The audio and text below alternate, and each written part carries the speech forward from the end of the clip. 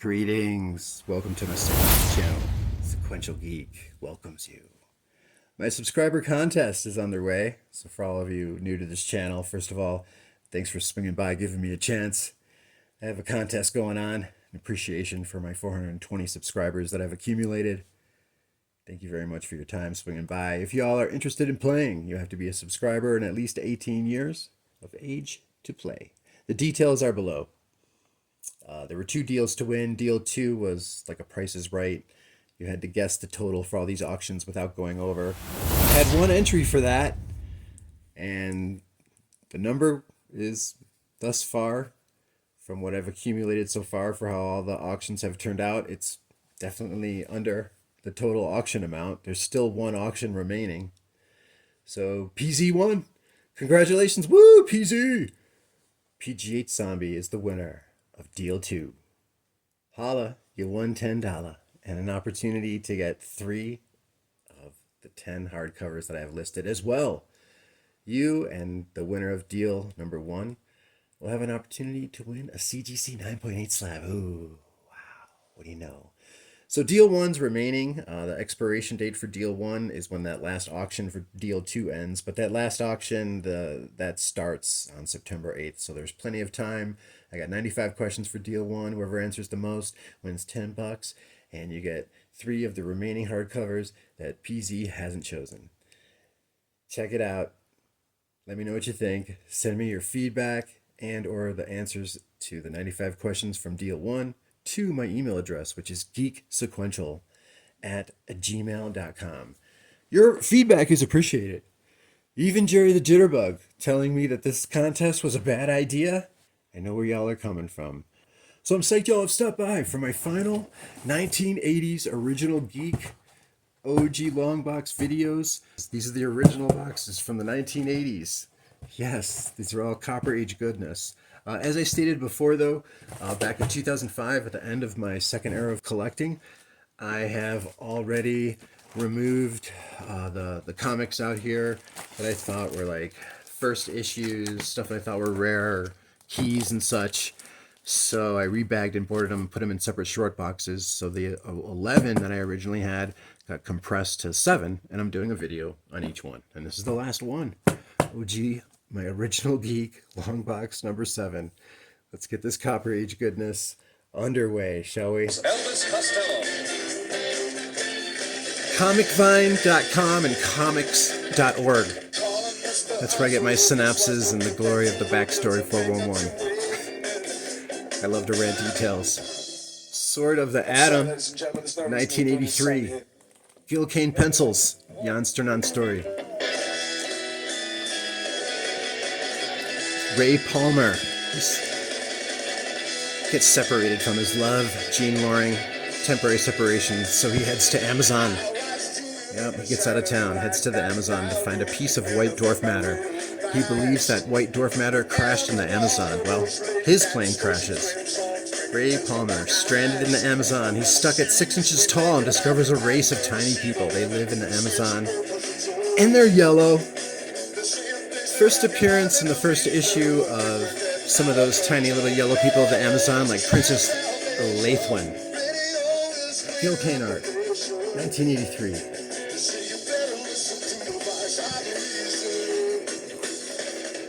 There's a mythology and just the history of the publishing history of Legion of Superheroes. That alone is its own mythology. This is Steve Lytle pencils, inks, Paul Levitt's story. Greg LaRocque did the interiors for this Tales of the Legion title. Number 340, October 1986. So the numbering of this title, Tales of the Legion, it continues from just regular Legion of Superheroes. Legion of Superheroes ended 354, the final issue of a series that began in 1949 as Superboy. Then the title was changed to Legion of Superheroes with issue 259 in January 1980. Finally, as of issue 314, it became Tales of the Legion, August 1984. So, the first year of Tales of the Legion I want to note are original stories. From like 314 to 325, original stories written by Paul Levitz, I think. Well, they changed the title Tales of the Legion as of 314 because they rebooted Legion of Superheroes in 1984. So the first year of this were new stories concurrent with the Paul Levitz Legion of Superheroes that was rebooted in 1984. But then, after the first year of Tales of the Legion, they reprinted the 1984 Legion of Superheroes story. So this ended as reprints.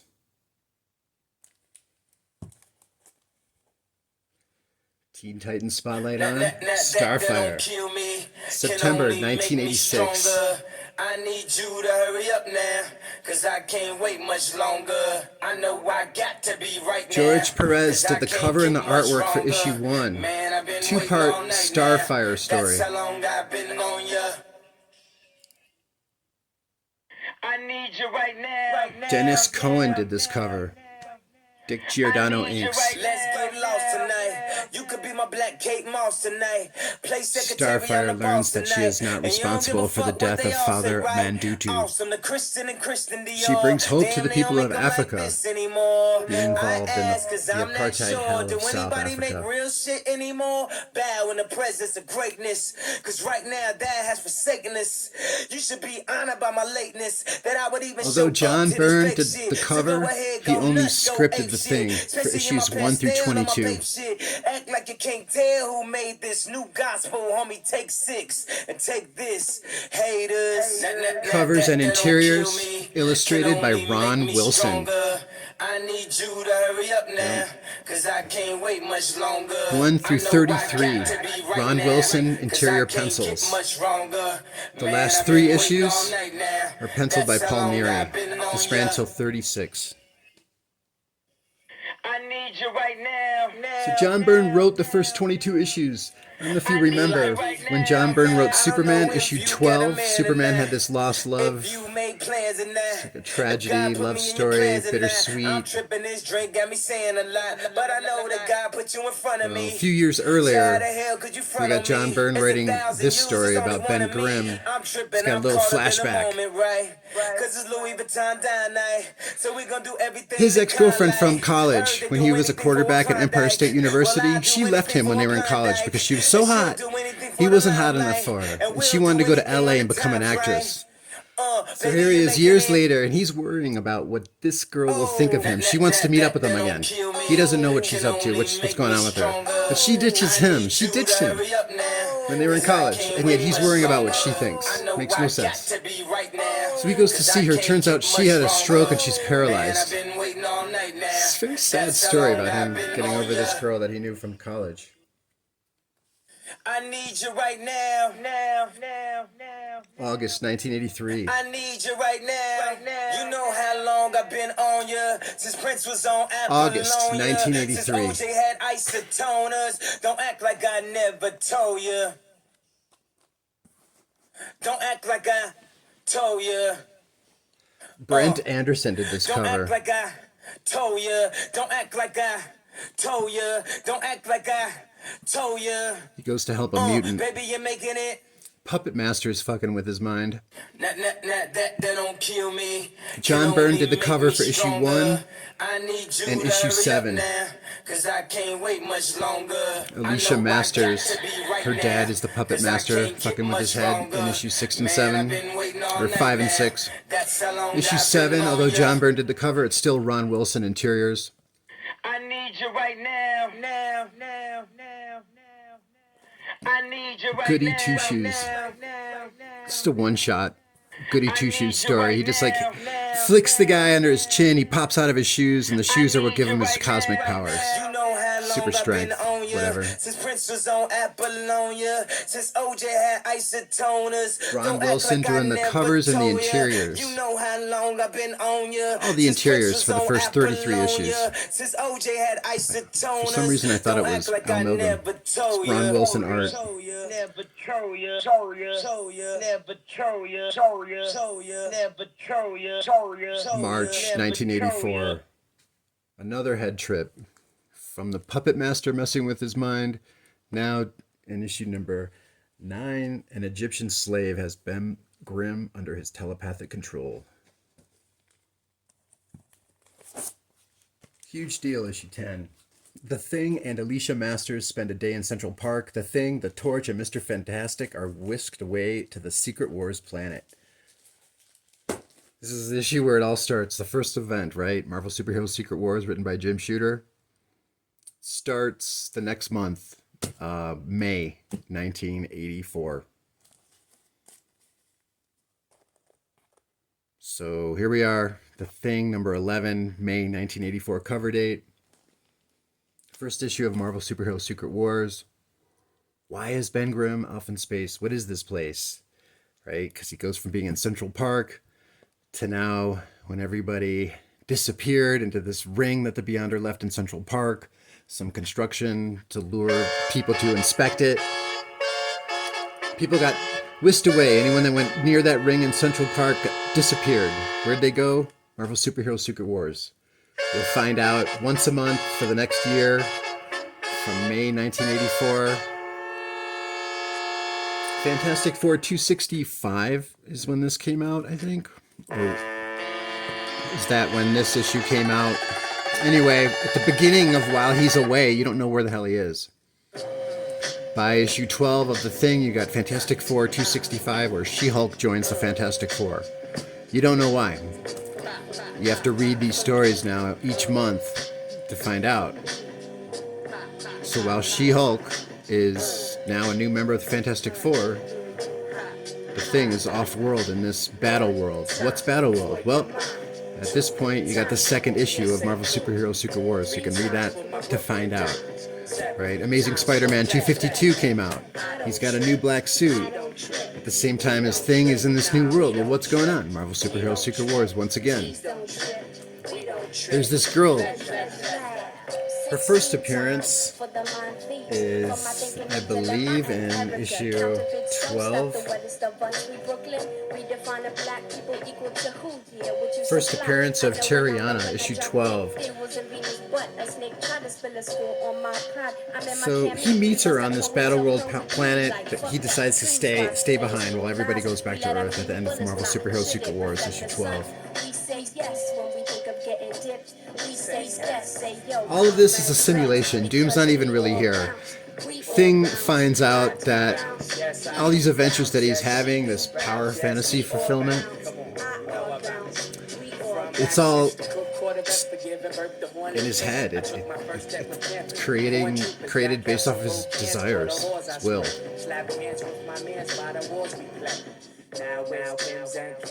Until he realizes that, though, he's having all these adventures with this woman that he met in issue 12, Tariana. Also noted to be one of the tallest, if not the tallest, in the Marvel Universe. Not counting shape changers. Yup. Yeah, Tariana, she has no independent existence. She was a material projection of Ben's mental image of his ideal woman. Poor Ben. Blinded by the light. Thrice times for the Brooklyn Dimes, and it's 7 times for pleasure. I stay on, she stay on, we stay on, yes, we stay on. He is on, we be on, we stay on with pleasure. Here I go, the 7 odd, Manchu squad, blank notes I quote, I dedicate to my young star. Via subway cars, I span the metro, see no so stilo, is living on the little foreshadowing here. Eternal explorer, like the invincible master Asia, a true warrior, neither here nor there. So these are Ron Wilson, interiors and covers, up until issue 33. 34, 35, 36 are Paul Neary. Oh, it's alone. We don't quit. We don't quit. Nah, we don't quit. Nah, we don't quit. Yeah, like for nothing but beats and cheese. So now, by issue 23, he's back, right? So what's going on? Fantastic Four, issue 277. That's the one with Franklin Richards. It's taken by Mephisto and Reed and Sue are getting the help of Doctor Strange while they're stuck in Mephisto's realm. That's one half of the story, issue 277, the Fantastic Four. The other half, Ben Grimm returning, finding out that Alicia Masters is hooking up with Johnny Storm. Turns out in issue 265, when She-Hulk joined the Avengers, it's retconned that at that point was when Alicia Masters is replaced by a Skrull. Yeah, so Alicia Masters is a Skrull, actually. I think it's a Peter David story later on. I'm not sure who wrote it, but in Fantastic Four you find out. All right. So just to note, Fantastic Four 265, that's April 1984. The Thing 23, right? It's May 1985. Fantastic Four 277, April 1985. Marvel Superheroes Secret Wars 12 is April 1985. So that all happened just before this issue. Thing 24. John Byrne is no longer scripting, so issue 23, Mike Carlin takes over scripting. Mike Carlin is scripting from 23 to 36.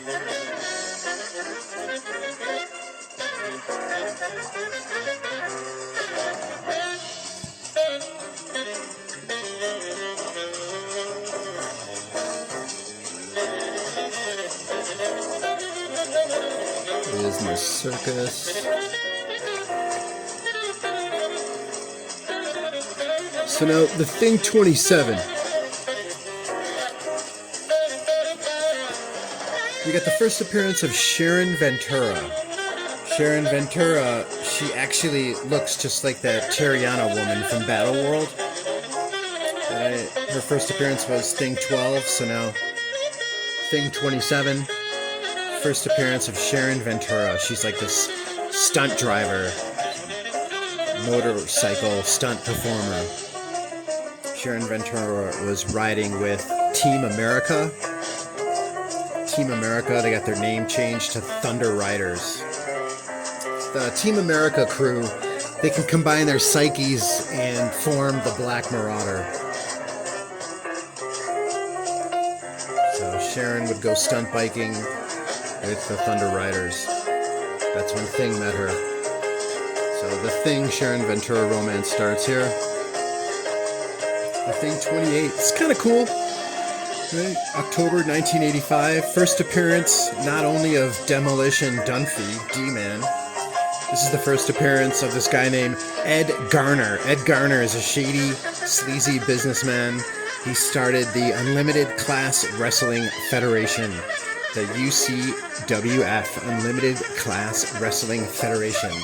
Founded by the first appearance of Ed Garner. Ed Garner wanted all his people to sign these waivers to make sure that, the UCWF is not responsible for their health. And the Unlimited Class Wrestling Federation is comprised of superpowered wrestlers. And the Thing is psyched. The Thing wants to join this. And these superpowered wrestlers are created, you find out later, by the Power Broker, who's part of The Right. Yeah, The Right is a secret organization. And they have this process where they power up people, and they also have these people think that they need these meds, and the pills and the meds allow them to be under their influence and their control, but you find that out later.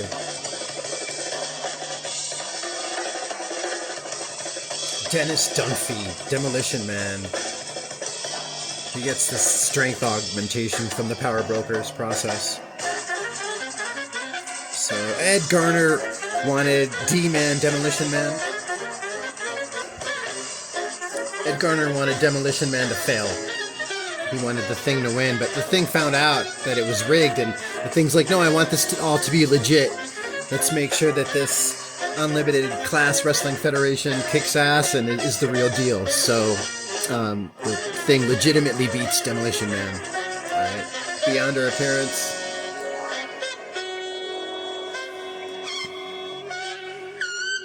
The Thing's making a promo movie for the Unlimited Class Wrestling Federation. Battling a robot devil dinosaur. 32. 33.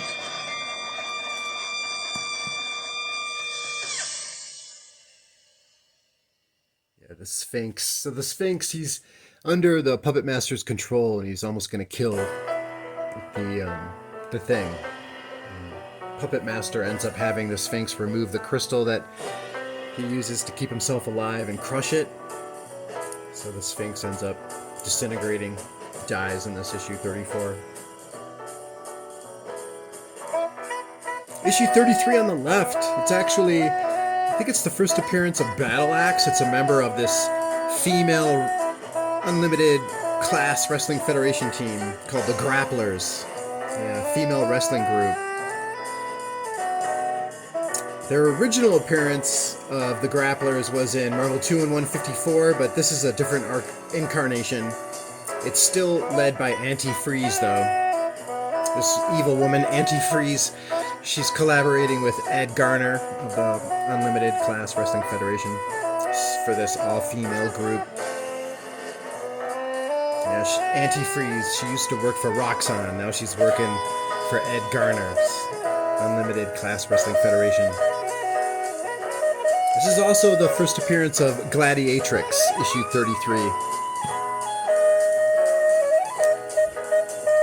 April 1986.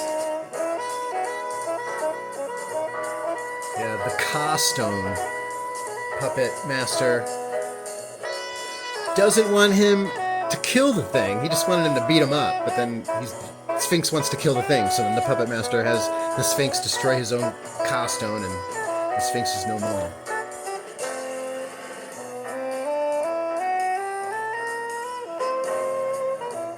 Yeah, the new Mrs. Marvel, Sharon Ventura, whom he first met in issue 27.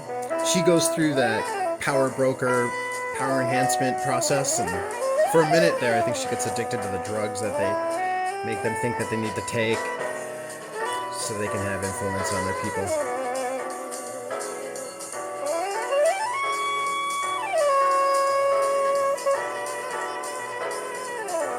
Paul Neary is now doing the covers and the interiors for 34, 35, and 36. Mike Carlin's script finishing off The Thing.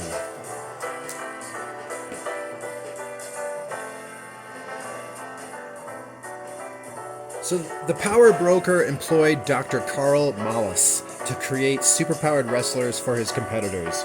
But Sharon was unaware of the criminal activities of this Dr. Carl Malus, and it was Malus's drugs that they were using that got all of their subjects addicted to this power enhancement process so that they could keep them under their influence. And so Sharon, she ended up taking the name of Mrs. Marvel from Anti-Freeze, but she had to break free of the whole power broker, power enhancement process that got her addicted to these drugs. Journey into Mystery 83 in August 1962 was the first appearance of Thor. Journey into Mystery 83 with art by Jack Kirby. He did the cover and the interiors to a script by Larry Lieber and Stan Lee. Dr. Blake goes on vacation in Norway. Finds that stick, that cane, right? Turns into Thor, fights the Stone Men of Saturn in Journey into Mystery 83, August 1962. So Journey into Mystery ends at issue 125 in February 1966. So then Thor starts up with issue 126. Yeah, in March 1966. The first issue of Thor is as of issue 126. Jack Kirby and Stan Lee. Stan Lee stayed on Thor, right, until issue 192. The last Stan Lee scripted story. John Buscema doing the artwork.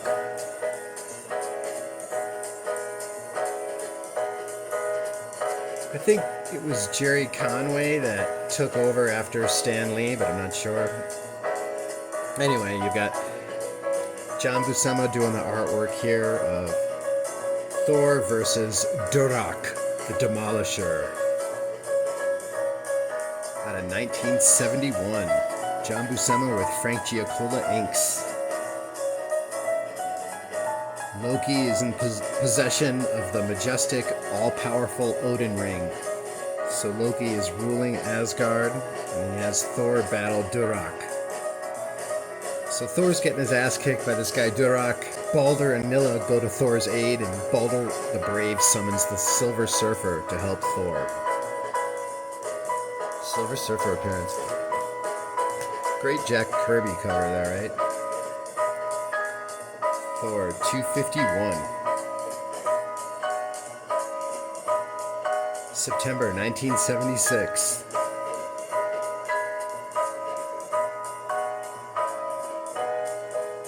Len Wein script.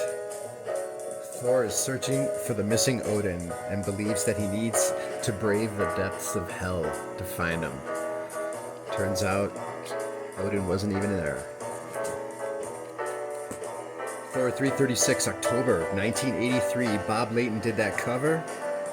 You had some covers leading up to this by Bill Sienkiewicz, by the way. But that's October 1983. Story by Alan Zelenetz. Herb Trimpe did the interior pencils.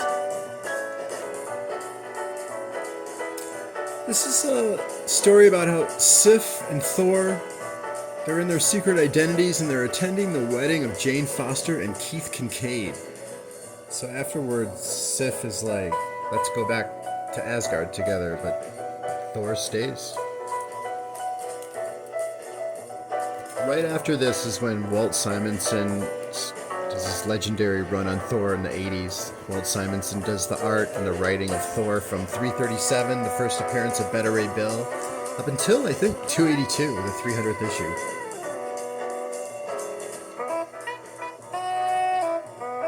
Yeah, the Surtur saga starts with issue 340.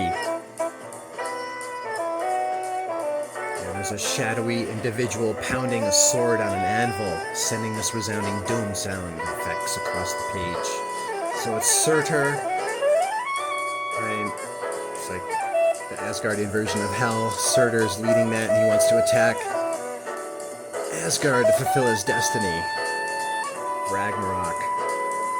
So Surtur, throughout these issues, is being hinted at, showing a few panels here and there of him smithing his sword. Twilight is the name of Surtur's sword. Surtur's goal is to take the sword that he's building, Twilight, to place it into the Fire of Destruction, which is in Asgard. The Fire of Destruction, whenever Surtur gets closer and closer to the Fire of Destruction, the more powerful Surtur gets.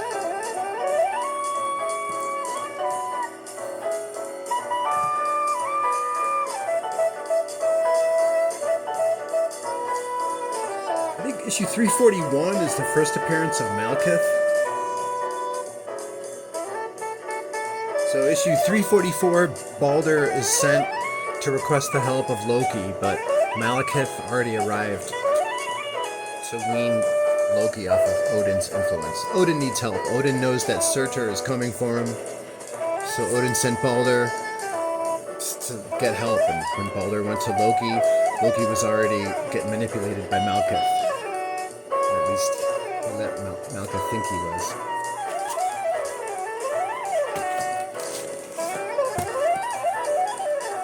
Or 345, Malekith. Yeah, I'm getting different information. Some people are saying Malekith's first appearance is here for 344. Let me know what you think.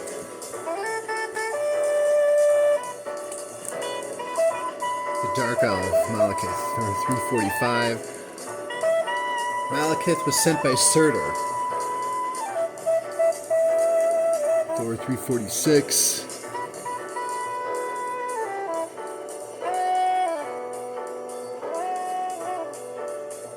The Surtur Saga by Walt Simonson from Thor 340 to 353.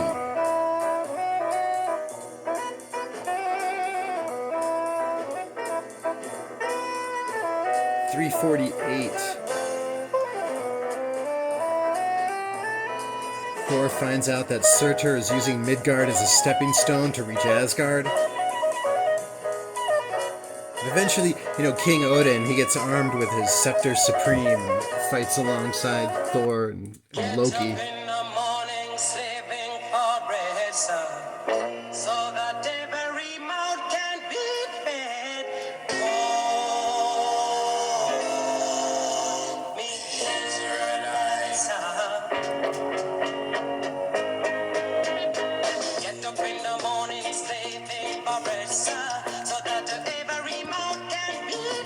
So the story reaches its climax in the pages of Thor 353.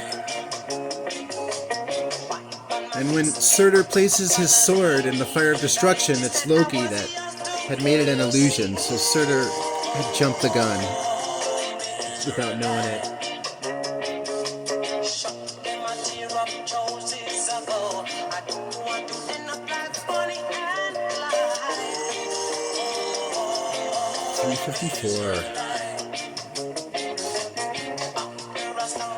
Thor 355, it's interesting because often it's said how Asgard has protected the 9 realms since the days of Bor and Buri before him. Buri, B-U-R-I, Thor's great-grandfather, makes an appearance in this Thor 355. Although Walt Simonson is writing and illustrating Thor, Sal Buscema illustrates the interiors for this one issue, 355.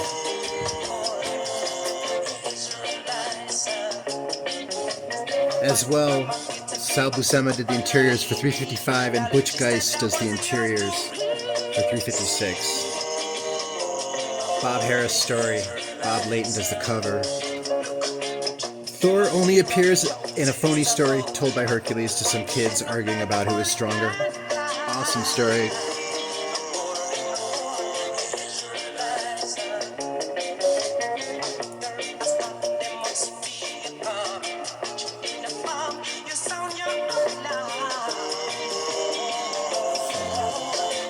Asgard is trying to determine who the next ruler is at this point.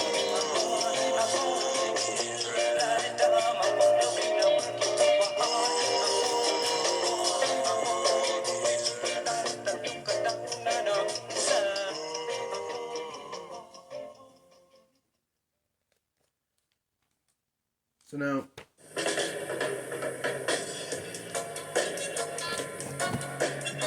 here's 361.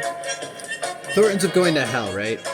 And he gets scarred on his face. So it's as of, I think, issue 362. See how his face has, it's masked up? He has a beard.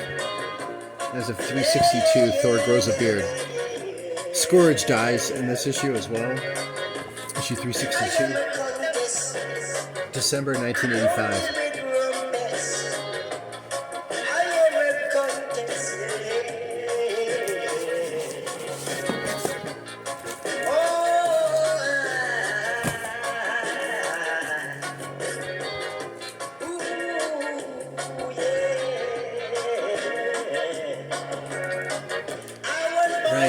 So Loki turns Thor into a frog.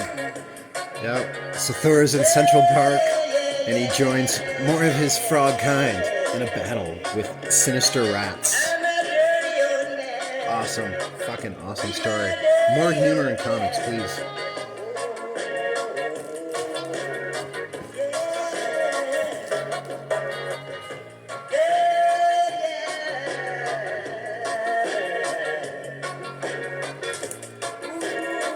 Fucking awesome cover.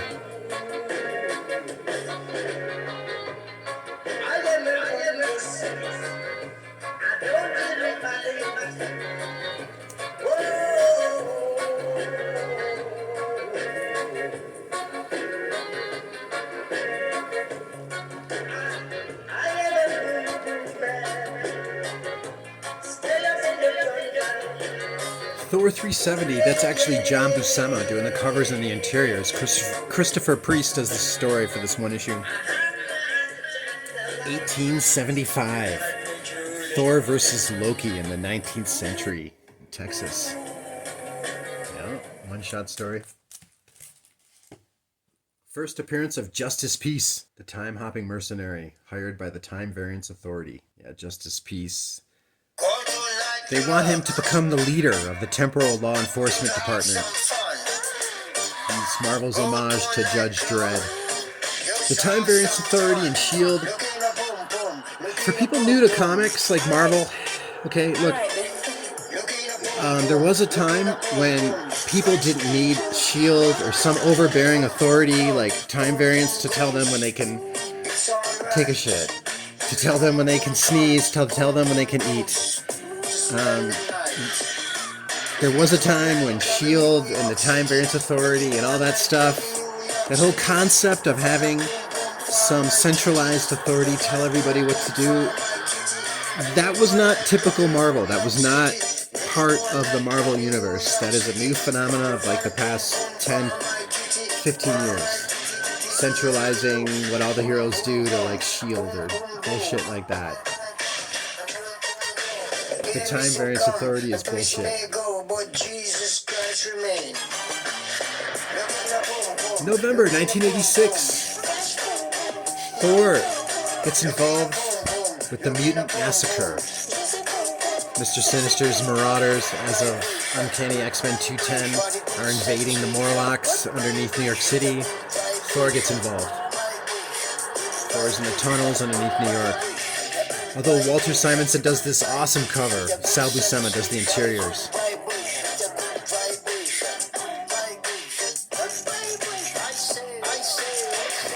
Right.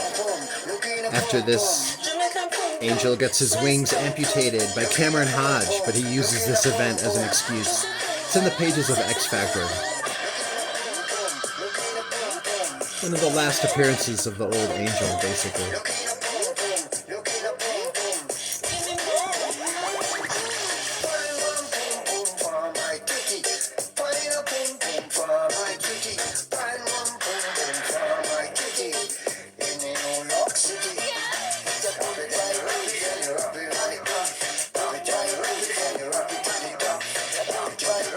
So, here we go. Thor's got new look. 378, April 1987. Loki has two kids, by the way. One of them is Fenris the Wolf. The other one is Jormungand. Jormungand. That's the serpent of Midgard. Yeah. Loki's other kid, Jormungand, is disguising itself as Fin Fang Foom. That is not Fin Fang Foom. This is that.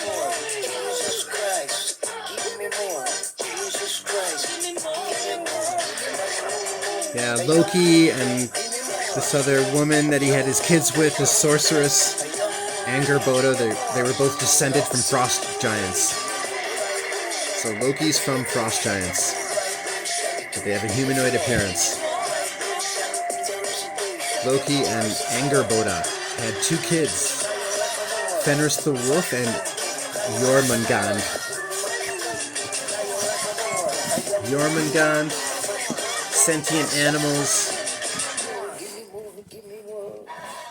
So Jormungand, the serpent, was the size of a human infant, but Odin knew that that this creature was danger to the gods of Asgard. So Odin had Jormungand be placed beneath the oceans in Midgard, and it grew and grew and grew, and then Jormungand became this giant serpent that circled the earth.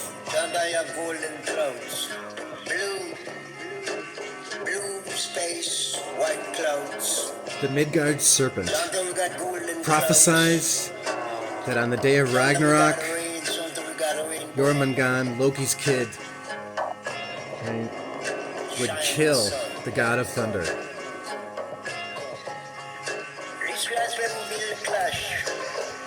Didn't happen yet though, right? Loki is enjoying watching the Destroyer try to destroy Thor, but the Destroyer, this entity that Guardian created by Asgard, it realizes that Thor is this incredibly powerful, undying spirit. So the Destroyer wants to absorb Thor, the son of Odin. So it absorbs Thor, and you think that the Destroyer takes over Thor, but then the Destroyer puts on Thor's his helmet, his cape, his boots, his belt, and then he teleports away. So where does he go? August 1987. Walt Simonson does the cover and the story, but the art is by Sal Buscema.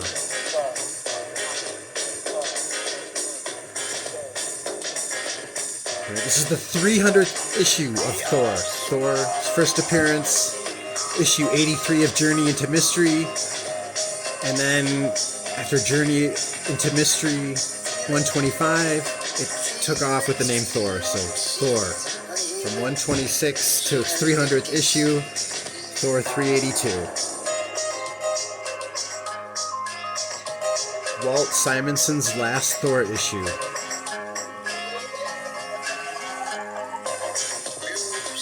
Yeah, Thor had tricked Hela into thinking that the Destroyer took him over. So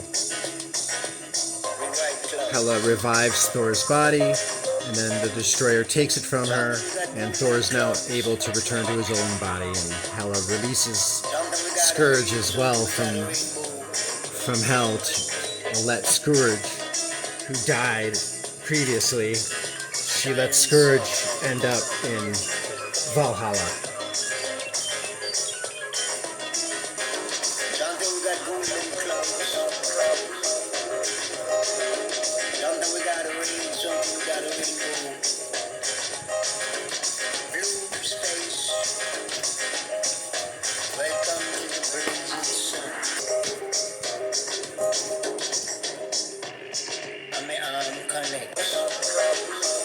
So when Scourge had died in issue 362, Hela released him from Hell so that he could be in Valhalla.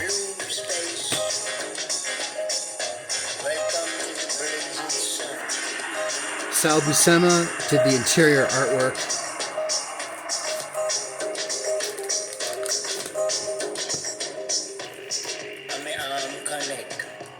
Ron Frenz starts doing the interior artwork on Thor. He does the cover here as well. Thor 383 and 384. September and October 1987. Ron Frenz penciling. Brett Breeding inks. Tom DeFalco is writing this story about this dystopia in the future where corporations rule everything.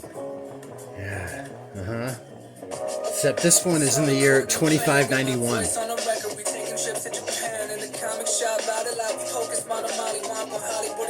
Tyrus the Terrible is an Asgardian rock troll's first appearance, multiple arm troll.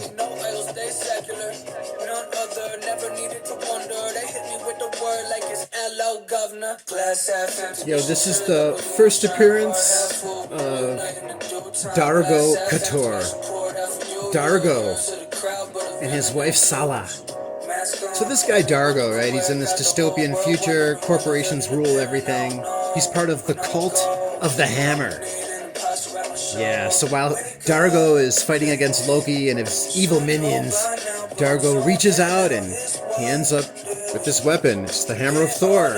So Dargo transforms into this thunder god of the future and fights off Loki, and then Dargo releases Mjolnir, this hammer. He releases it after he frees everyone from the corporations, and the hammer he lets fly away to reach the Thor we all know and love, who Loki has imprisoned. Thor 384.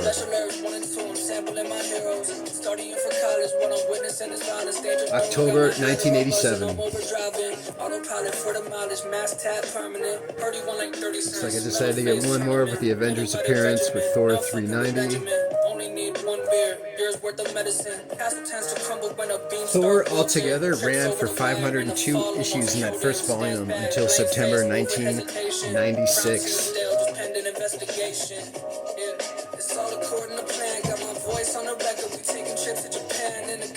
Nice Walt Simonson cover. Thor and Mephisto. Transformers, 1984.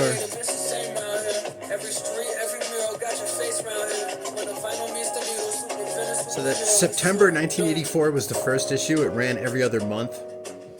This is November 1984. Although it says 4-issue limited series, Transformers ended up running for 80 issues until 1991. So the first comic book appearance of all these characters is actually in a different book.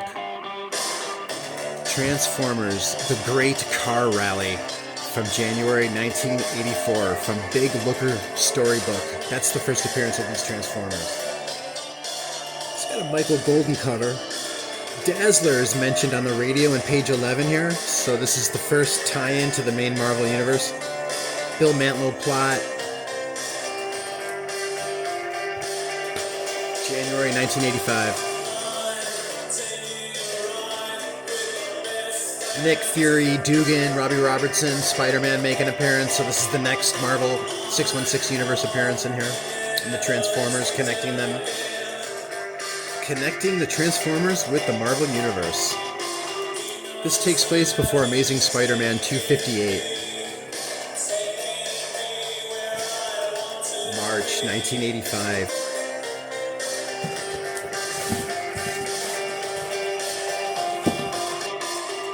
Mark Texeira did that cover.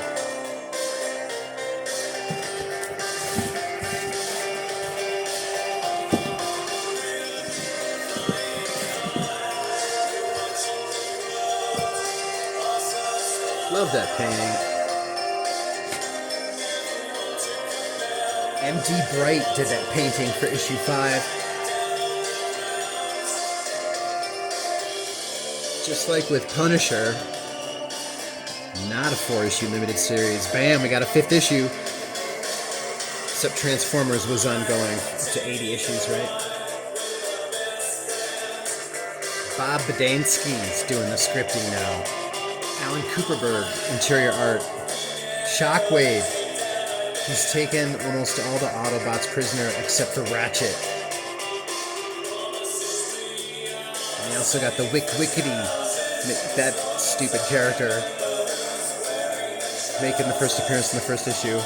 First appearance of Circuit Breaker. It's this woman, Josie Beller. Her first appearance is here. Josie Beller, a talented computer programmer until one day she is paralyzed by the Decepticon Shockwave. But these circuits are grafted onto her body to keep her mobile. So 6.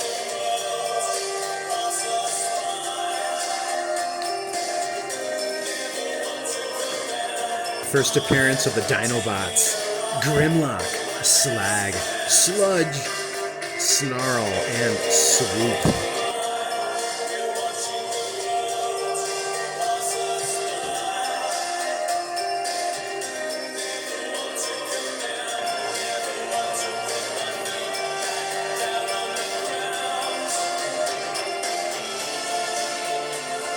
Josie Bella on the cover there. Circuit Breaker.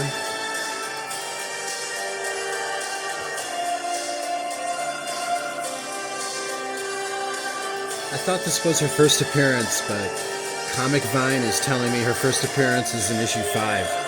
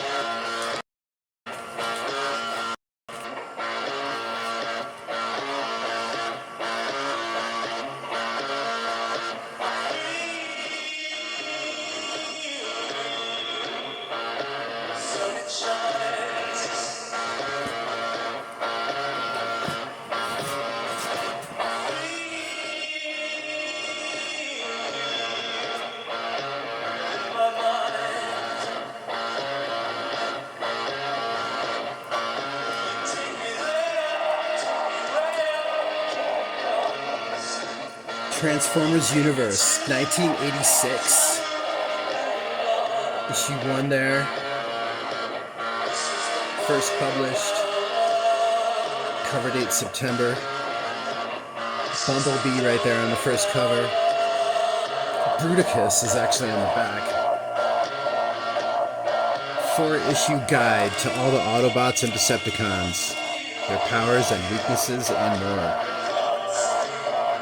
Megatron on the back of issue 2, Optimus Prime. November 1986.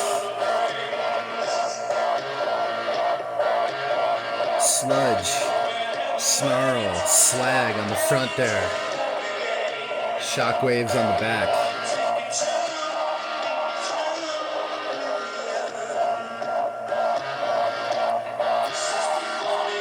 Oh, no issue number 4, huh? So that issue 4 is from March 87.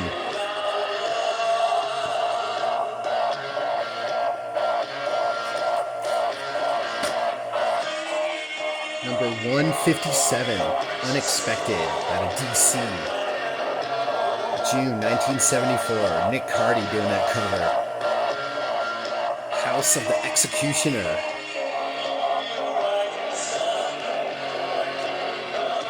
Who will kill Gigantus, the abominable snowman? The Thing from the Dead letter office. Plus 10 more sensational tales of spine-chilling suspense. The Corpse in the Dead letter office.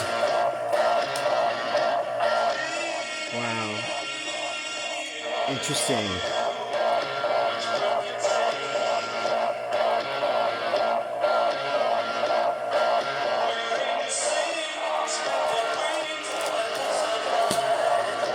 Unknown Soldier 262. Joe Kubert cover.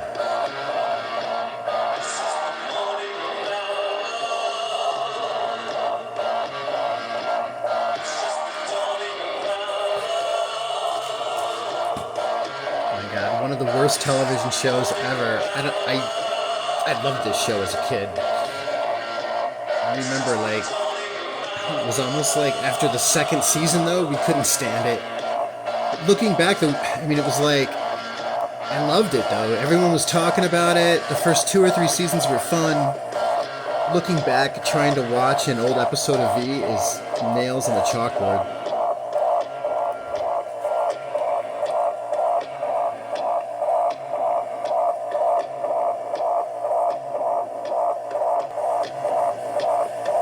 So Bill Mantlo wrote these stories, issues 1 through 4, November 1982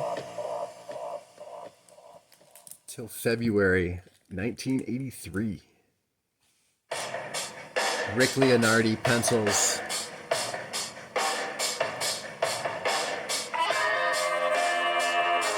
This was fun to read. I just didn't know what the hell was going on at the time with this whole saga between Simon and his brother.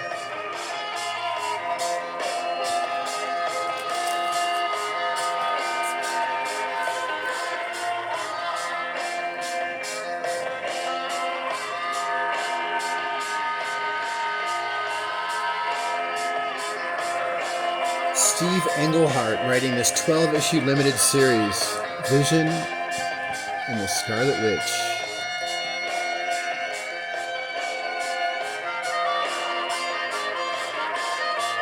Richard Howell doing the artwork. Can't say I was crazy about Richard Howell on this title.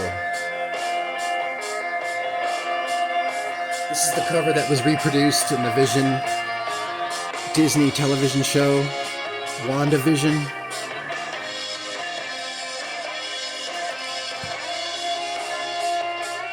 I think it's this 12-issue limited series that depicts the birth of their 2 kids.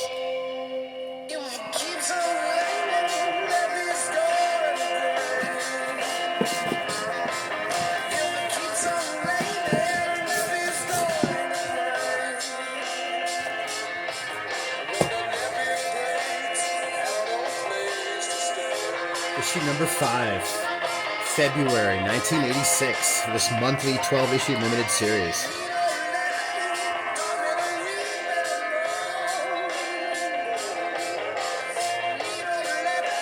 It's nice to have one writer and one artist do every single issue. Steve Englehart, Richard Howell story, artwork.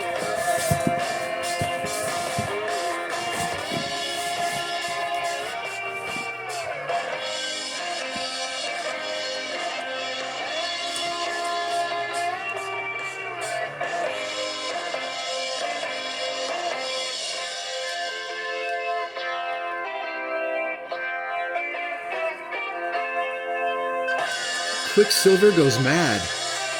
What a shock.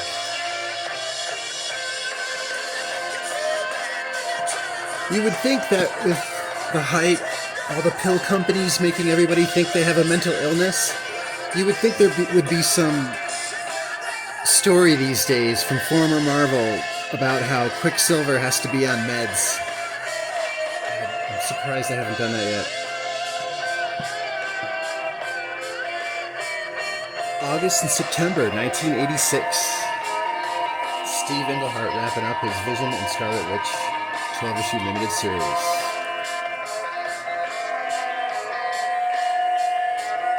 Wanda has twins.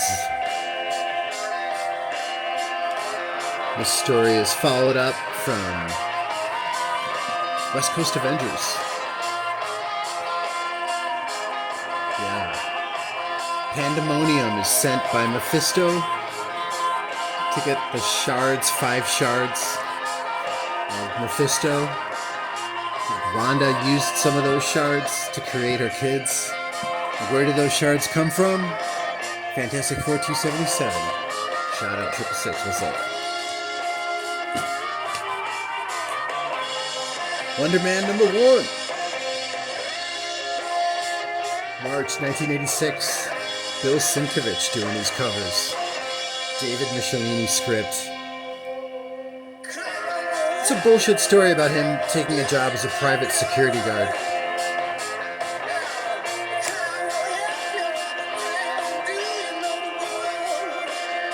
Takes place before Marvel 2-in-1 86. And before West Coast Avengers number 1. Wonder Man, March 1986. Oh yeah. Summer 1941 until January 1986. 322 issues of World's Finest were published by DC Comics.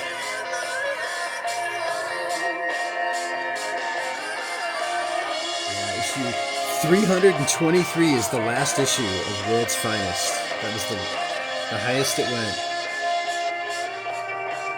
Issue 213 there on the left, August, September, is that publishing date. Nick Cardy does the pencils and inks on both of these covers.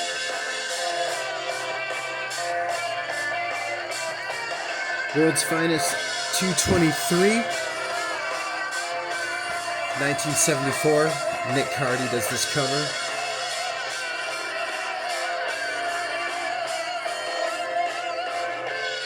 Dick Dillon does the interiors though.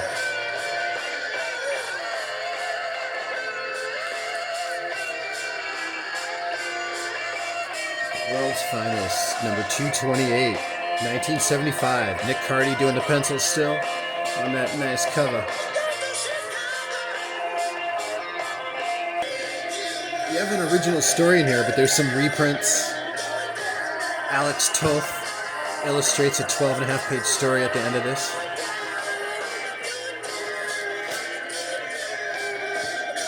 Oh yes.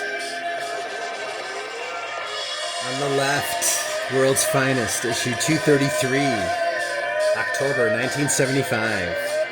Dick Dillon did the interior artwork. Ernie Chan did that cover there on the left. Issue 233. Look at this. When the Super Sons came across a town populated only by women hostile to men, The Super Sons discover an evil alien is behind it all, with an agenda of its own. Sound familiar?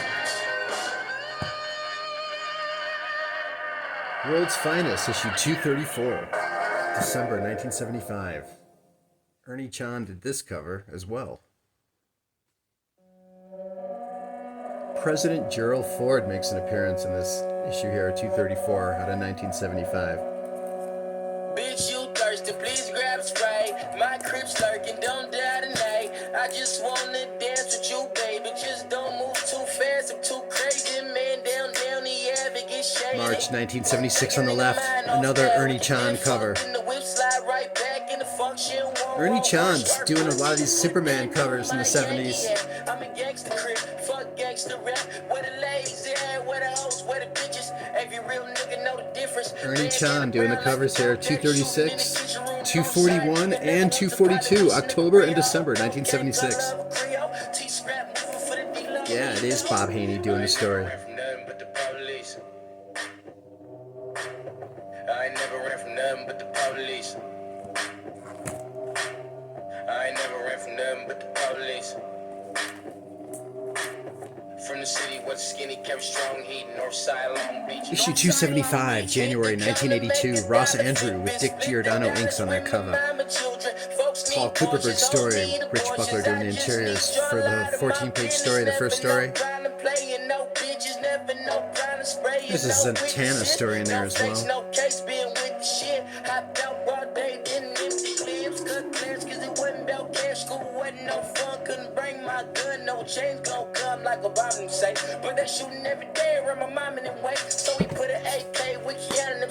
Weird War Tales, number 93. This is issue 105, but number 93 was the first appearance of Creature Commandos.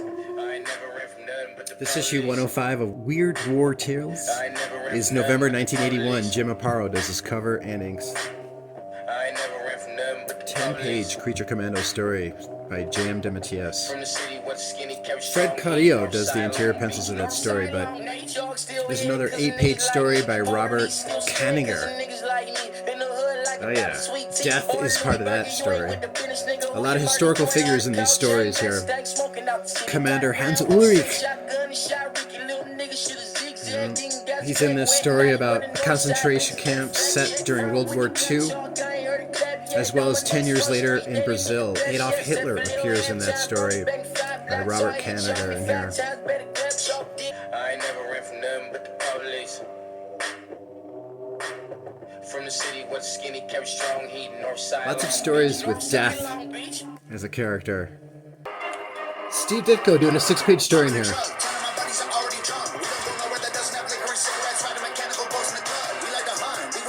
Check out this cover. Weird War Tales 107 out of January 1982. Joe Kubert did the pencils and inks on this cover. Except the year before, Raiders of the Lost Ark from Steven Spielberg came out.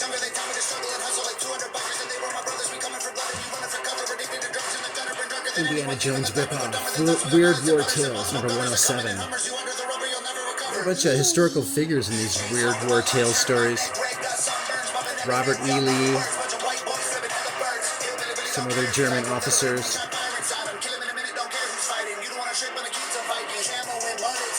3-page story with Ronald Reagan in this one. Another story in here too with Hitler.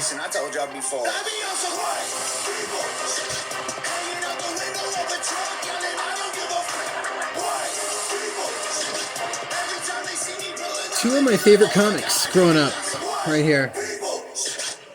Awesome stories. Fucking awesome. On the left, What If 25 from February 1981. Cover, pencils by Dave Simmons, Joe Rubenstein inks. Peter Gills did the story. Dave Simmons did the finishes. Odin forbids Thor to marry the mortal Jane Foster. Thor's like, what the fuck? So Thor gets the help of the Avengers. Right. Odin pardons the evil Loki and asks Loki to command his armies. So Thor's got a bunch of armies. They're gonna fight these Asgardians. There's a huge 2-page spread of this battle. Amazing. Some wizard enhances that everybody has, all these Avengers. When the wizard enhances Hawkeye's like, I never miss anyway. I don't know what you're talking about. Fucking epic. This is a takeoff of Thor 136. There's a second story in here, though, that's not a reprint. It's the first Unimind. Untold Tales of the Marvel Universe by Mark Grunwald is the second story. Ron Wilson does the pencils. Witness, if you will, this scene from remote history as it starts with the Watcher narrating. It tells the stories of the Eternals. Kronos experiments to uncover the secret to conquer death, and it results in a disaster that destroys their city, Titanos. And while Kronos becomes this being one with the universe, Kronos then leaves some messages with his sons before he goes away. He's in some new form, Kronos. He says goodbye to his sons, Zuras and Alars. While engaging in the ritual circle flight before a meeting, all of these Eternals discover that when they're in their circle flight, they merge to become the Unimind. Is this the first appearance of the Unimind? And after they separate with this Unimind experience, they realize that Zuras, one of the brothers, becomes the leader of the Eternals. The other brother, Alars, takes off so that there will be no contention between the two brothers. Don't call me what? Don't call me What If 29? Don't call me what? Michael Golden pencils and inks that cover. Stephen Grant story. It's a ripoff of Avengers Annual 2, where the Avengers were about to be fooled by the Scarlet Centurion, so that the Avengers think they need to take over Earth. But future Avengers go back in time and they prevent it from happening, and this is like, what if that didn't happen? So the Avengers take everybody on, they get fooled, they take everybody on, they defeat everybody on Earth. As a kid, this story was fucking awesome. What If number 29, October 1981. Another Eternals story. This is how the Eternals help the Inhumans find the Great Refuge. This continues from Thor 152. Black Bolt meets the Eternals, and the Eternals help Black Bolt survey a spot in the Himalayas for them to move Attilan to from its current island locale. So the Inhumans move from some island to the Himalayas. Right here. There's a third story in issue 29. What if the Human Torch never discovered Namor? Namor then becomes a member of this crew on a boat.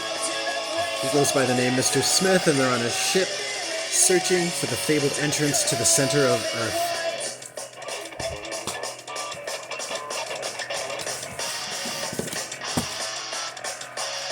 What if? What If number 1? October 1989. What if the Evolutionary lost the war?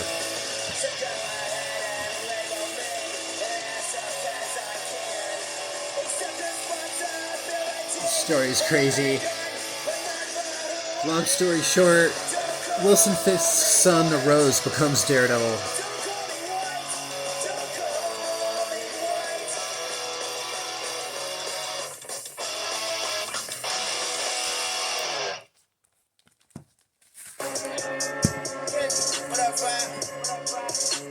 Issue 6 and 7.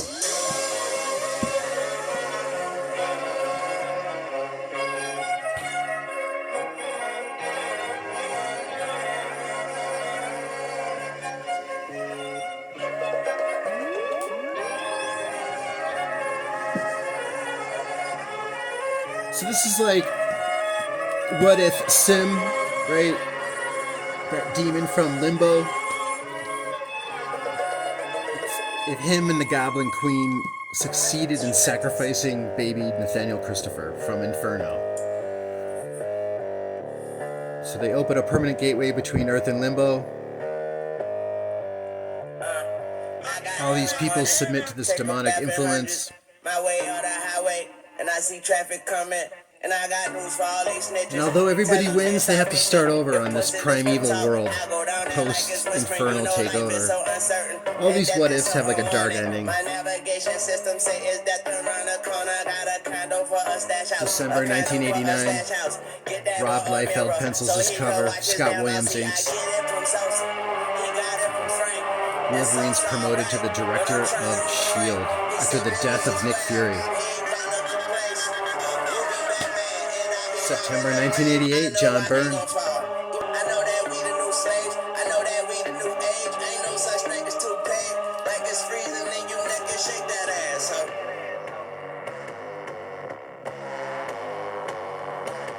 Shake that ass.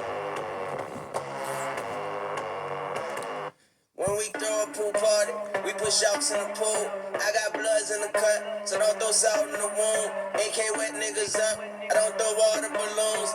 Issues 1, 2, and 22. If it's fuck it, then fuck it. Now you speaking my language. Put your dead body under them white sheets with no blankets. I'm so rich I go pour champagne. February 1986, issue 1. Ice on my neck like I fainted.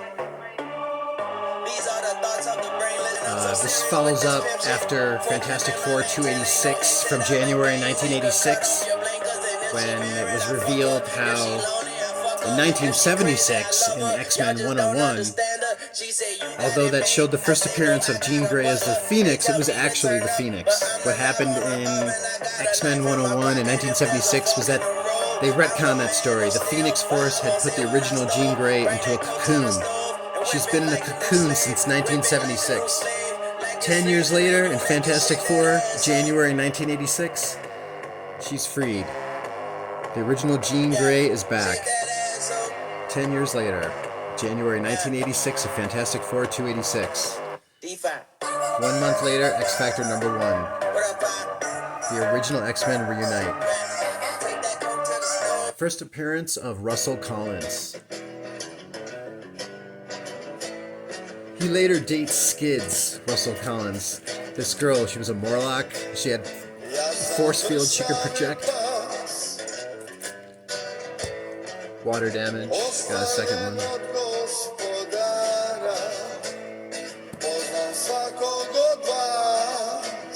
Issue 2. First appearance of Artie Maddox. Artie. Mike Zack did the interiors and the covers of this issue. Bob Layton's script. This guy Tower, his first appearance, he's hired by the father of Artie, this mutant, Artie Carl Maddox.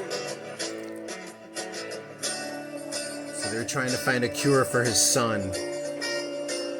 Instead of just asking Hank McCoy for help, this guy sends Tower to kidnap Hank McCoy to help his son, Artie.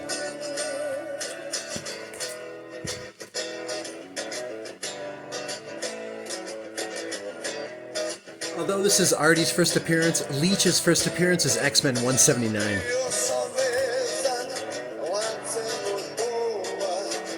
X Factor 3.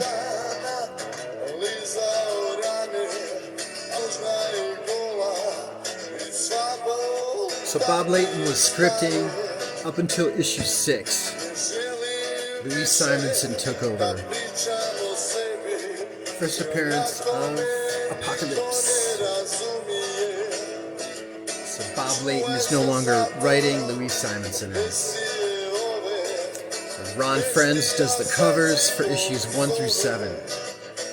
And then Mark Silvestri takes over doing the art. So this guy, Russell, right? He was they had some stupid kid play him in the second Deadpool movie, but yeah. This guy right here, Russell, originally, this is how he was. Yeah. Red hair, fair skin. Are we allowed to have that in live action?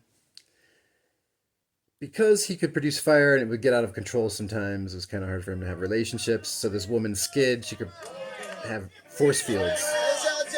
They were compatible. They started hooking up.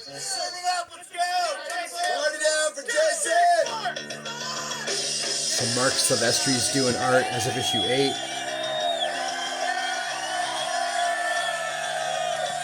Walt Simonson did the cover for the anniversary issue here, November 1986. And the Marauders continue their genocide from their first appearance in Uncanny X-Men 210. They crucify Angel by his wings in this issue, which is an excuse that this character, Cameron Hodge, he hates Warren Worthington III. Cameron Hodge's first appearance was in the first issue of X Factor.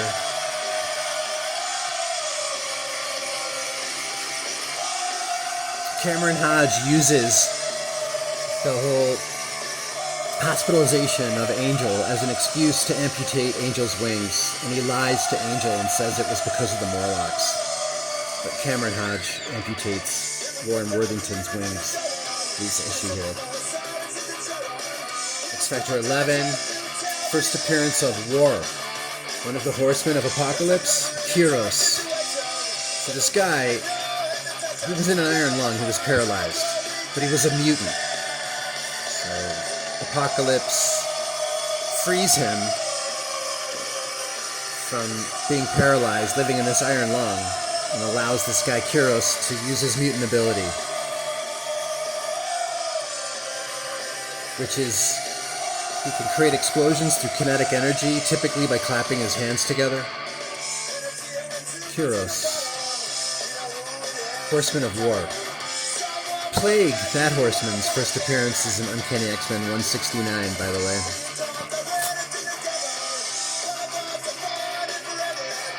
X Factor 12. I think that's the first appearance of another one of the Horsemen, the one that's remaining.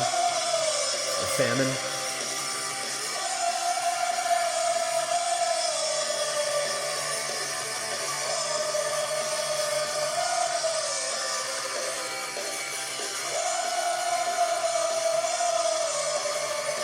So Apocalypse was operating out of this ship that was left behind by the Celestials to monitor Earth. Thousands of years old. So this Celestial ship, they just call it ship, and that's the base of operations of X Factor as of issue 15. Artie joins. So this one-time base of Apocalypse ship is now X Factor's base of operations. So Warren, he lost his shit after losing his wings. So his girlfriend was also killed by Cameron Hodge too, at the same time as he lost his wings. So he has a nervous breakdown, kills himself, becomes the Horseman Death, thanks to Apocalypse. So Walt Simonson's been doing the art as of issue 10.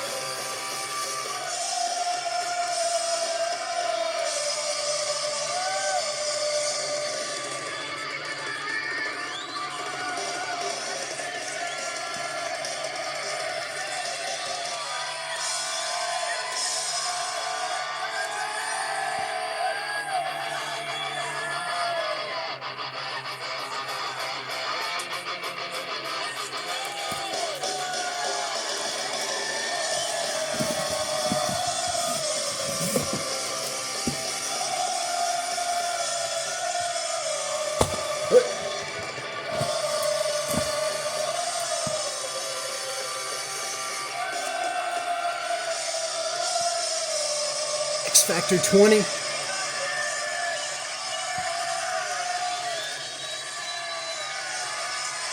'21. 22.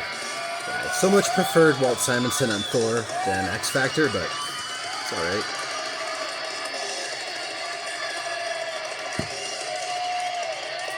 So Warren Worthington breaks free of Apocalypse's hold on him and becomes no longer Death. He's now Archangel. The Archangel. What's he do? Finds that bastard Cameron Hodge and decapitates him.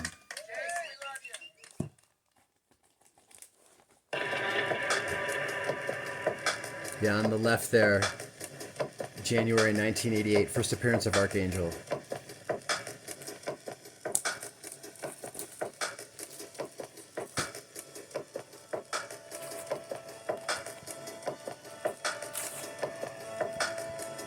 Christmas issue. So because those guys look young, Artie and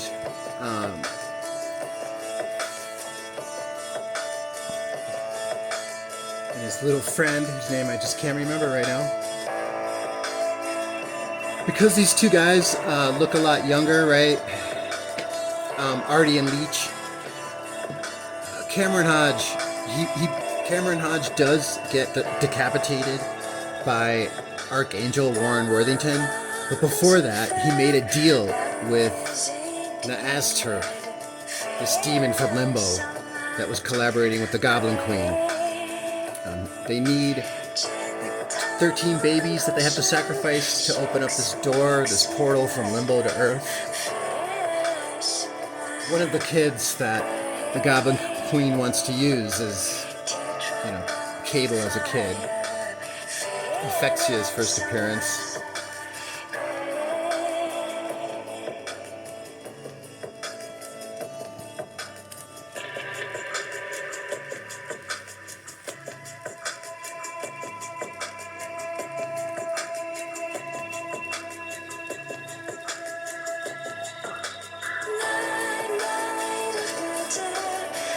So issue 32 is the first appearance of that demon, Naastor from Limbo. Same place as Sam, same place as Belasco, same place that Ileana ended up, where she became Darkchild, Limbo. So that demon's first appearance is here in issue 32, Demon Lord of Limbo. It's infected with the techno-organic virus. Cameron Hodge, before he gets killed by, or his head decapitated by Warren Worthington, he makes a deal with Naastor, a spell to keep him alive. In exchange, he gives him these kids, Artie and Leach, for Naastor, but Cameron Hodge wasn't aware that Artie and Leach were too old. And these are not the Avengers. They're not even Skrulls either, in 32. Xandars? Some other shape changers.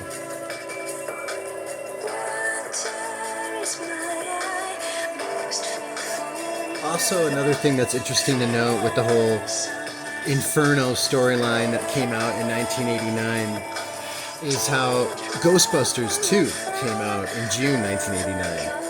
So there was a lot of that whole theme creeping in, I think, that affected that. Basing stories off of demographic info and what's popular and what the next movie is that's coming out and trends, I think that's really weak. Especially if you're going to make tie-ins and make everybody feel obligated to spend money on other comics that aren't related. It's one thing to try and do that to gain interest in other titles, but not like this. By the time the whole Inferno tie-ins were taking effect in the late 80s, it was time to call it quits, is my point. Marvel Comics was leaning more on events and tie-ins and first appearances and speculation gimmicks than they were on telling some good stories. Not always, but it got really bad by the late 80s. Yeah, a lot of convoluted stuff like Exterminators and Fallen Angels came out. No significance whatsoever.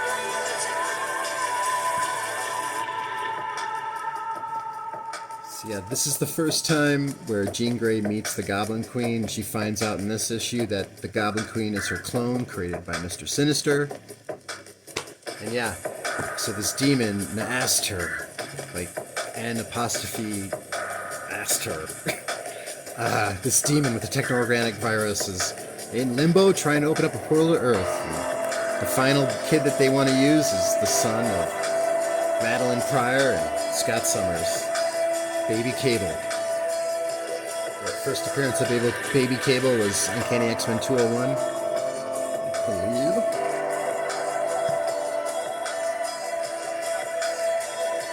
The death of Madeline Pryor.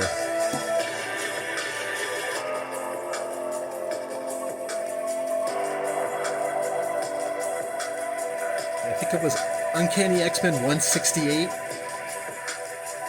Is that her first appearance?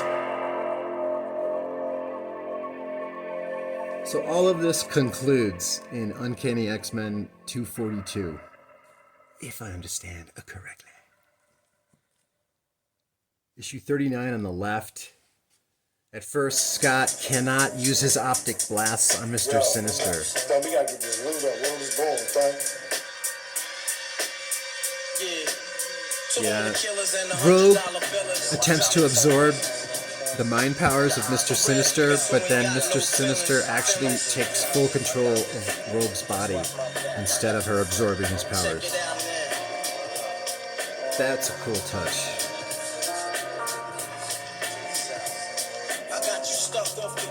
Yeah, Uncanny X-Men 242 is the conclusion of this Inferno story. It's some potential, but like I said, it just felt like they were catering to like Ghostbusters 2 hype, and they had some Dark Child connections with this, but got a little convoluted, too many tie-ins. Power Pack tied in with Inferno, I mean, sure, it affected all of New York City, was going apeshit, like in a Ghostbusters movie, but still.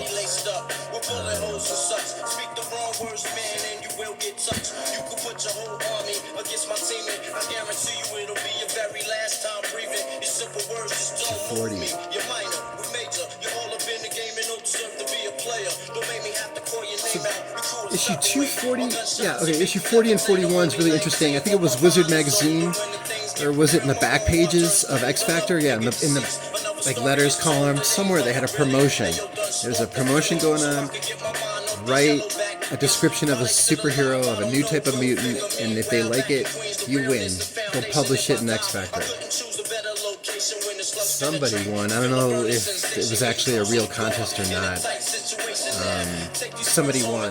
This guy, Alchemy. Anything he touches, he can change its atomic structure. And he can turn things into other alloys, other substances, other elements on the periodic table. This guy, Alchemy. See, somebody like Alchemy, you could incorporate him, you know, with that whole UFO hype that's going on right now. So there's some type of metal. I've been watching Ancient Aliens. What is it, 151? Is that the element, 151? That's used to power those spaceships that they found at Roswell? Whatever. Anyway, why don't you have Alchemy get involved in creating one of those elements? Why not? They're all about whatever the latest trend is, so there you go. Alchemy, Area 51. No, that's just my suggestion. So issue 41 and 42. We got Alchemy's first appearance. He can change things. Atomic structure.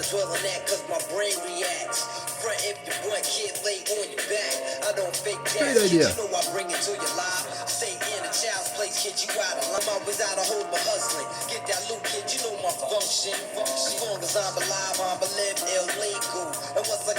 Great idea, this contest.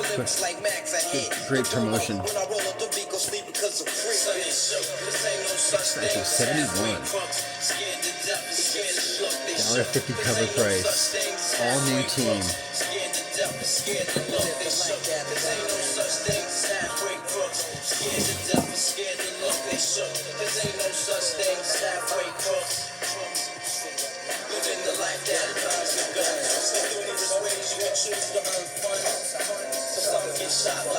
Interesting, got the sickle going on there. Sickle and hammer. If I remember correctly, there was this team of mutants in Russia that they showed for a few panels. I always wondered about those guys.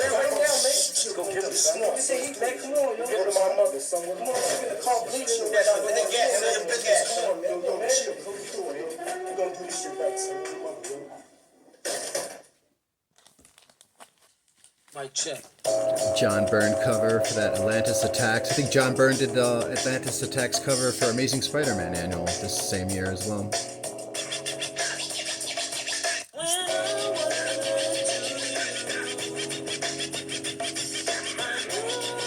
And that looks like Byrne.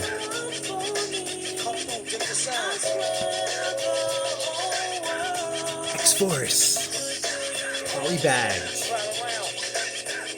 Selling over 5 million copies with that first issue. Created by Rob Liefeld. 5 million copies. What was it, 2.5 million for that first issue of Spider-Man? Todd McFarlane created? Spider-Man 1?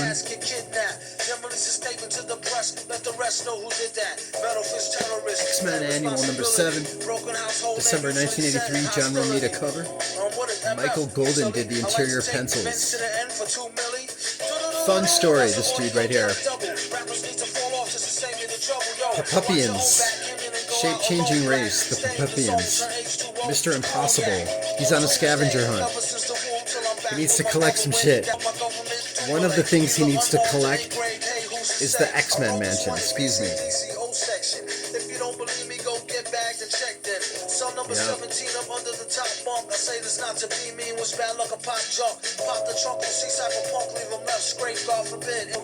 The Impossible Man also has to collect legend Stan Lee.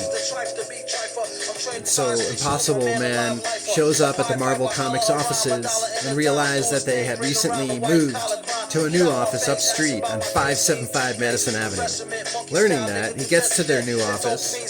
The Impossible Man goes there. He demands that Marvel staff turn over Stan Lee. However, Marvel staff explain that Stan works out of Hollywood now. So just then, the X-Men arrive, and chaos ensues as they chase the Impossible Man around the Marvel bullpen. First appearance of Larry Hama. First appearance of Michael Golden. First appearance of Jim Shooter.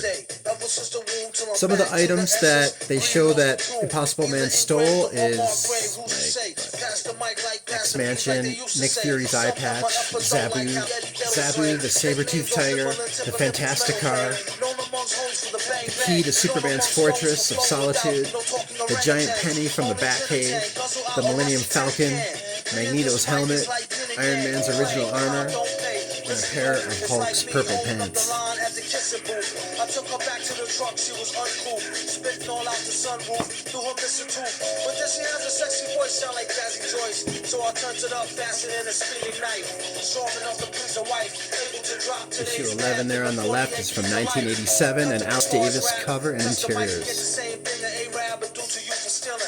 You could say this is the death of Wolverine in a way. There's some object, this orb, that when Wolverine goes to strike this guy for the kill,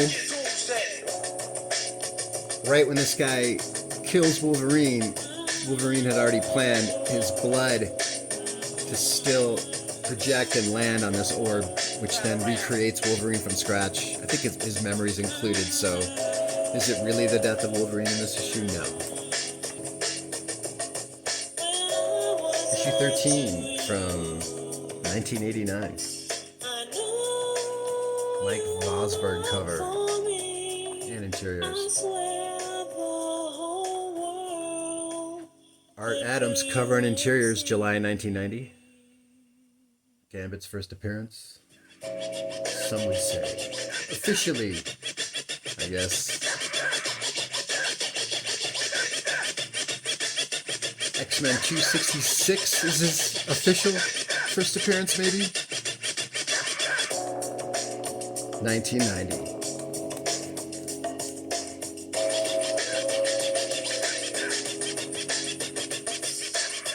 Record-breaking sales. X-Men, issue number 1, written by Chris Claremont. Art, Jim Lee.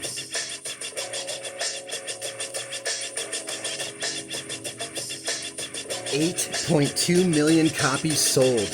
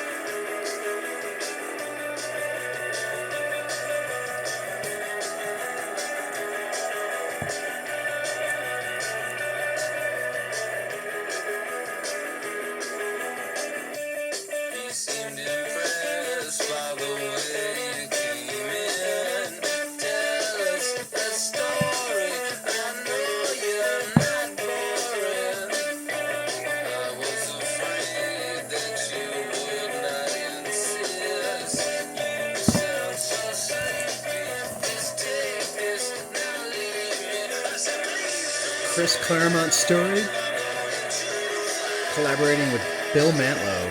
Butch Geist does the cover and the interior pencils. X-Men and the Micronauts, 1 through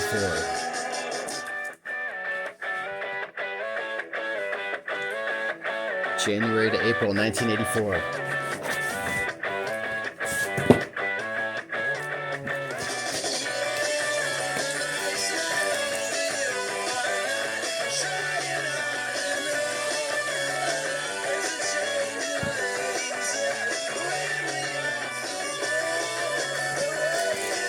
I did a review of this like 3 years ago. This first issue, this two-part story. Please check it out. It's a good time. I miss that place. X-Men Alpha Flight. Two-part story. Paul Smith artwork. Chris Claremont script. Yeah, Loki made a deal with those who sit above in shadow. These like ancient uber gods, they feed off of the energy that's released with Ragnarok. So they want Ragnarok to happen. It's one of the reasons Odin lost an eye, right? To gain knowledge, so we can figure out how to keep Ragnarok from happening each cycle. It's one of the reasons why Odin sent Thor to Earth, to kind of throw off those who sit above in shadows, to throw off their predictive analytics, to throw off their projections. So anyway, Loki makes a deal with these people, those who sit above in shadow, these ancient gods above gods, and Loki wants in on their game, tries to make a deal with them. The characters in this, the humans, they each have like a certain perspective on how to survive in the world, how to live in the world, how to be. Some of them believe in benevolence, some of them just out for themselves. Well, they end up in the middle of the tundra. There's this like beam of light that'll turn them into their ideal self. And Madeline, who turns out ends up being the clone of Jean Grey, Madeline gained the power of healing. She called herself Anodyne. Her power was so immense that she was able to give Cyclops and Rogue control over their powers. She also made Puck normal-sized human during this. Madeline also knew that she was pregnant with a boy. So you had Rachel, right, from an alternate future. It's the first time Rachel met her parents is in this story as well. Yeah, there's also a story in here where that finds out North Star is a mutant. He's trying to be in the closet about it. That was Rogue. Yeah, Rogue's like, oh, you're a mutant, okay.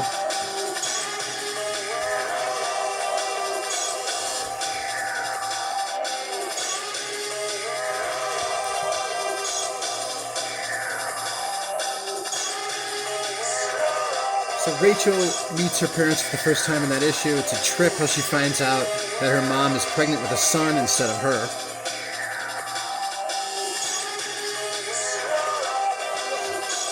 X-Men Avengers, issue number 1 in a 4-issue limited series.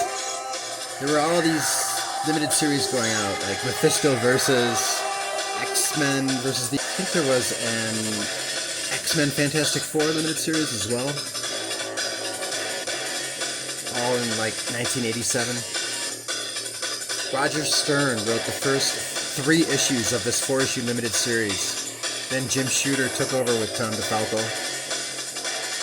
Mark Silvestri penciled Roger Stern's story for issues 1 through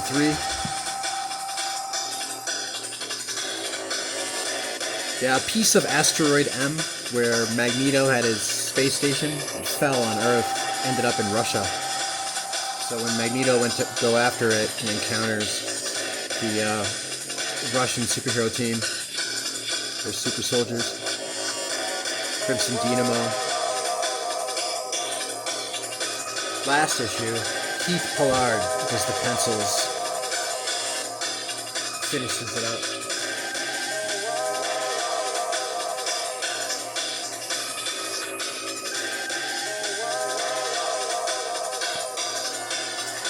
I'm on Keith Pollard, issue 4.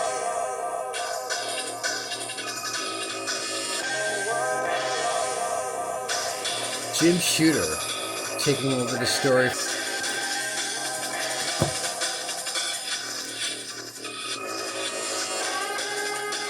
Classic X-Men. Some of the best set of reprints that you're going to find out of the 80s.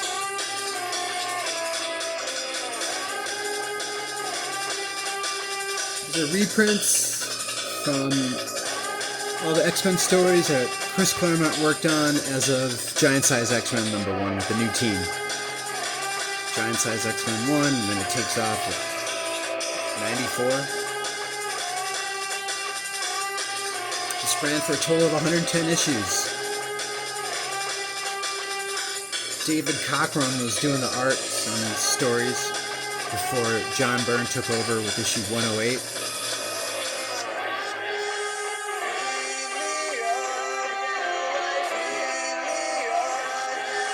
The first 44 issues have a backup story in the back.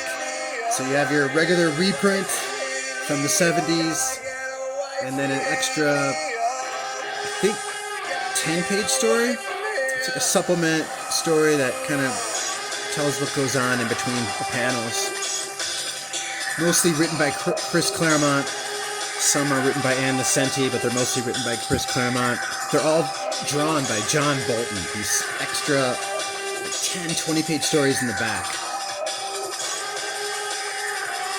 And those extra stories are only in the first 44 issues of Classic X-Men, and then from issue 45 to 110, the last issue, it's called X-Men Classic.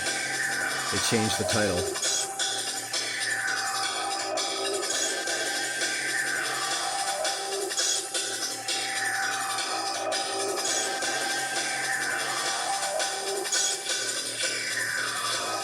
Yeah, reprinting Giant Size X-Men 1 and Uncanny X-Men 94 to 206. They did exclude X-Men 106, 110, 141, and 142. Those 4 comics from these reprints. But besides those 4 issues, it's reprinting Uncanny X-Men 94 to 206.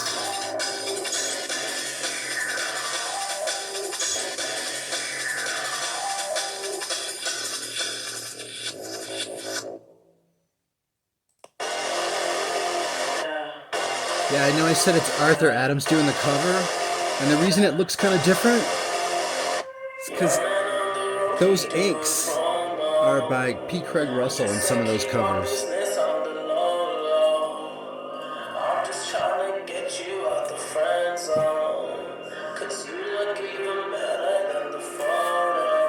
So David Cockrum is doing the interiors.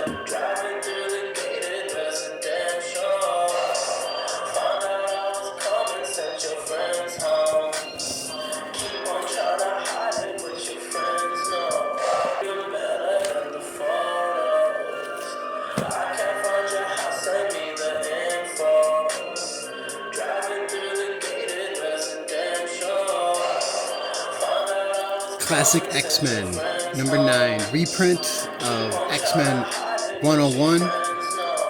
It's here that I've been referencing. This is the reprint of X-Men 101, the first appearance of Jean Grey as Phoenix. But it was retconned, right? Fantastic Four 286, 10 years later in 1986. It was revealed as a retcon that the original Jean Grey was put in a cocoon as of 1976, as of issue 101. Jean Grey does not return until 10 years later.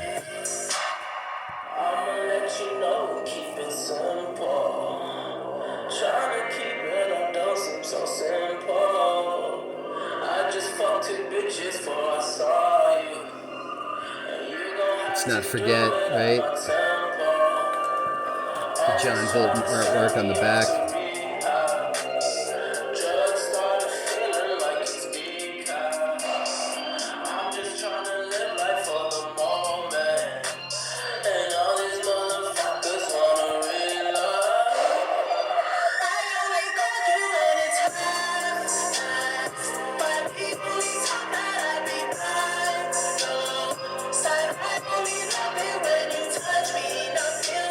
So issue 15, that's X-Men 108 from December 1977, John Byrne's first X-Men comic book. John Byrne worked on the X-Men from issue 108 until 141. He did the covers and the interiors. 142, John Byrne did the interiors. And that's it. He did some breakdowns with X-Men 143, but from 108, the reprint here, till 142, John Byrne interiors. First appearance of Weapon Alpha. X-Men 109 reprint from February 1978 here.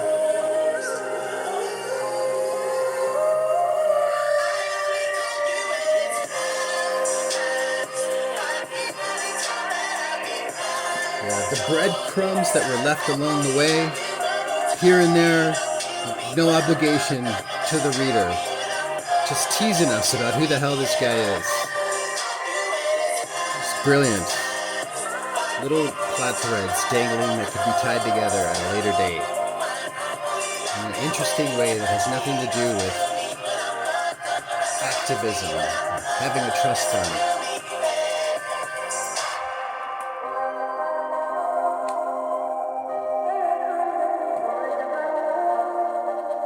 Issue 17, that's a John Bogdanov color. John Bogdanov did that cover. Terry Austin inks.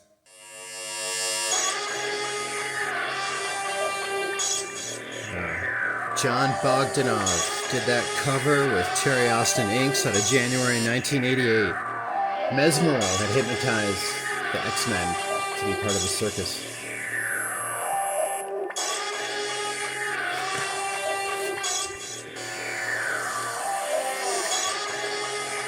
John Bolton backup story.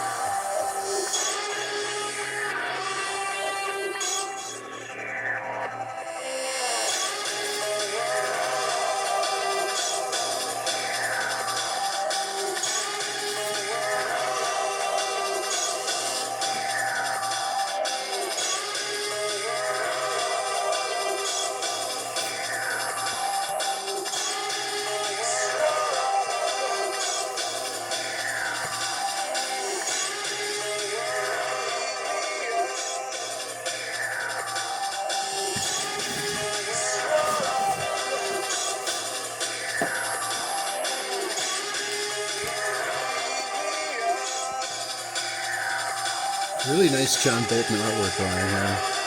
Back covers.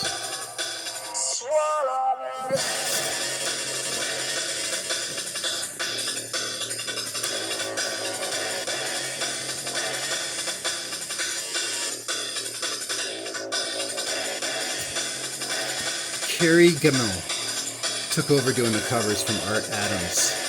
24, 25, and 26. Kirby covers.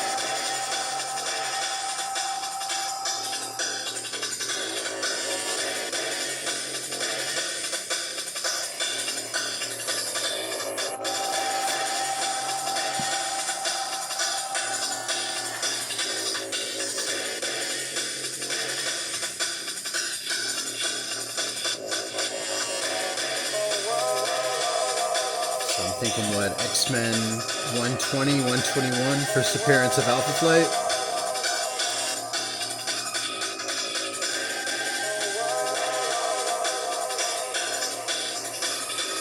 Kerry Gamble did the covers for 24, 25, and 26. Kieran Dwyer took over doing the covers 27, 28, and 29.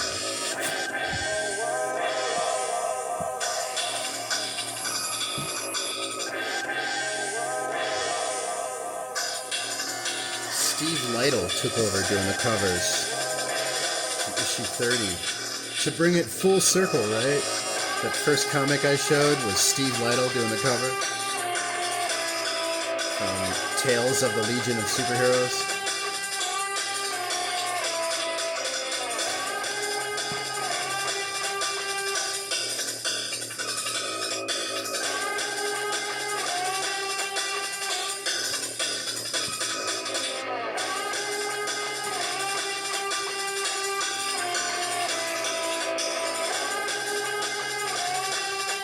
Steve Lytle kicking ass with this cover right now.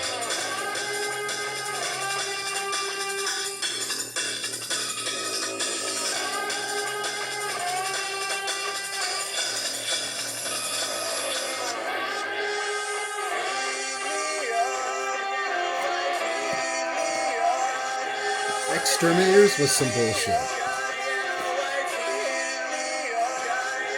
Although, gotta say, this is the story of where Naasturth came from. This is the demon that made a deal with the Goblin Queen.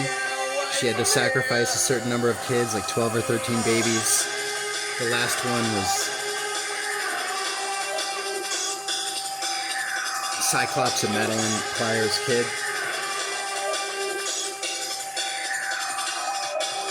Nathaniel Summers. Cable. And so this ties in, this guy's origin ties into how Cable came to be.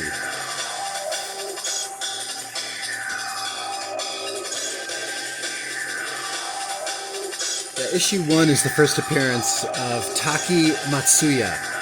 It's this mutant that was able to manipulate computers, electronics. He's a dyslexic, asphatic whiz kid in a wheelchair. He's a mutant technopath.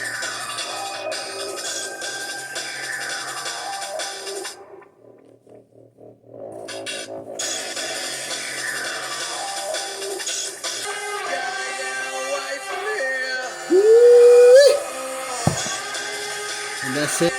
My OG long box spread has been exterminated. This is the last box. That's all she wrote. Thank you very much for swinging by, checking out my original geek OG long box spread from the Copper Age. The feedback, comments are appreciated. Thank you for swinging by. Much love. Till next time, stay safe. Peace. Been hustling all day, this away, that away, through canals and alleyways, just to say, money trees is the perfect place for shade.